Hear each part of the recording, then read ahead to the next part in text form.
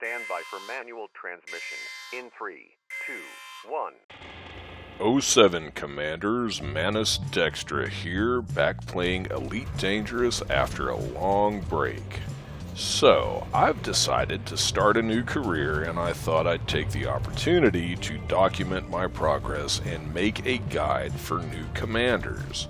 Also, check the end of the video and the description below for links to some really useful third-party game resources. One of the things that's changed since my last career start 3 or 4 years ago is the new starter zone, which is basically a collection of star systems restricted to new pilots only. This is great for players new to the game because you can play in open while you're learning the game, and you don't have to worry about gankers coming in with their engineered fertilances to club all the little baby seal commanders in their bright shiny new Sidewinders. My first piece of advice is to stay here in the starter zone until you get the game figured out and earn a decent bankroll. You can try your hand at trading, mining, and bounty hunting here in relative safety to see what activities you like to do the most. Even though I have hundreds of hours worth of experience in the game, I stayed in the starter zone until I had about 7 million credits saved up.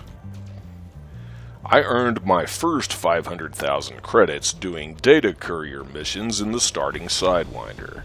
Then I bought a Cobra Mark III and made the rest of my money bounty hunting at the local high-activity resource extraction site in the Dromi system, while using Mawson Dock as my home base. This is by far the fastest and easiest way to make credits starting out, and you can even do this in the starting Sidewinder if you like. All you have to do is just follow the system authority ships around and help them bring the bad guys to justice. This is important since any ship you'll have early in the game will be very fragile and undergunned. But as long as you land a few shots, you'll get credit for the kill and collect the bounty, while letting the system authority ships do most of the hard work for you.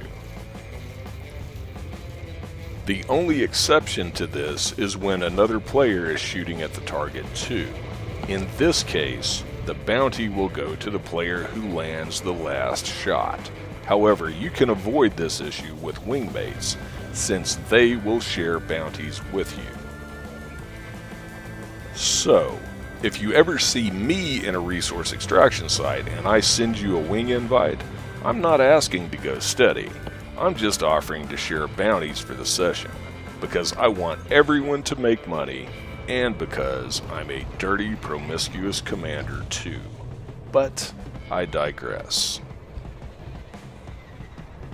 Anyway, after I had about 7 million credits saved up, I left the starter zone and headed for Ohm City Station in LHS 20. This is a great system to use as a home base for a while when starting out. There's a good shipyard in Ohm City that sells ships and modules at a 15% discount. And if you like bounty hunting, and you should, there's a great high-activity resource extraction site just a few light seconds away. And that's where I'm going to earn the money for the next stage of my master plan. But first, I need a new ship, the Diamondback Scout. This ship will set you back about 500,000 credits for the base ship, plus another 450 million credits to outfit it properly. So yeah, here's the next lesson. There's a huge difference between a base level ship and a fully upgraded one. A-rating everything will cost you several times the purchase price of the ship itself, and engineering will require even more time, effort, and money to complete. So, here's the Diamondback Scout fitted out for bounty hunting. You can use whatever weapons you like, If you're interested in PvP, you should probably consider getting fixed weapons. That's what you'll need for PvP, and getting good will require lots of practice, so you might as well start now. However, since I'm not really the PvP type, I'll settle for gimbaled.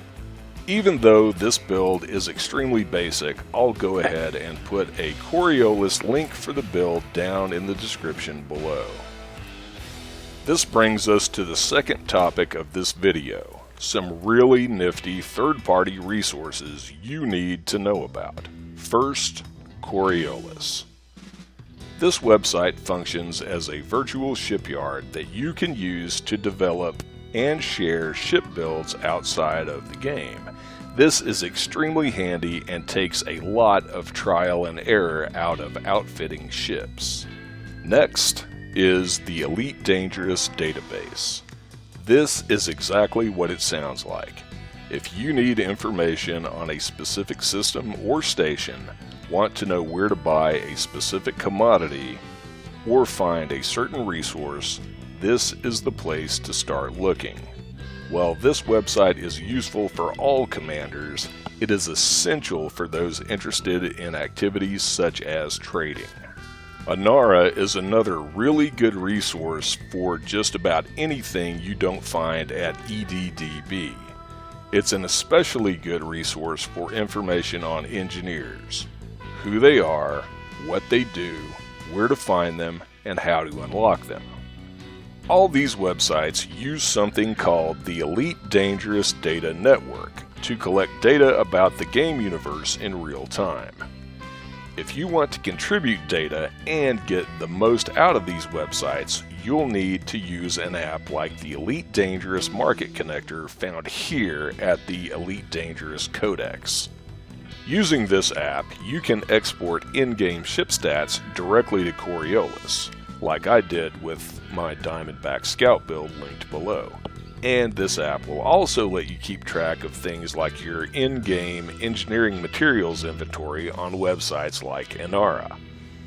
You'll find this extremely useful when you get ready to start engineering ships. Trust me on this one. So, all these resources are community produced and free, but if you don't mind dropping a few more bucks, say between 25 and 30 of them, I strongly recommend Voice Attack and HCS Voice Packs. When used together, these two apps can add a Siri/Alexa-style voice control to the game.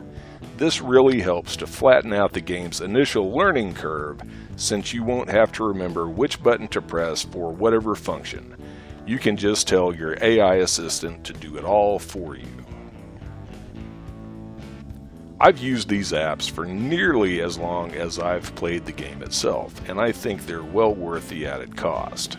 You can find Voice Attack on Steam, and you can purchase Elite Dangerous specific voice packs directly from the HCS Voice Pack website. Anyway, you should find links to all this stuff in the description below. Use them or don't as you see fit.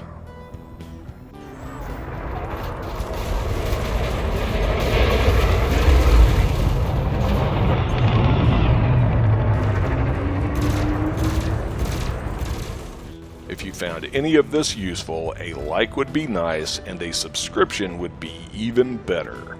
My next Elite Dangerous video should be my Diamondback Explorer build, along with a crash course on why and how you should be exploring for maximum fun and profit.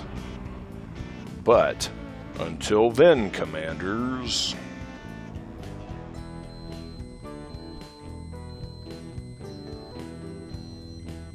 You will now be released.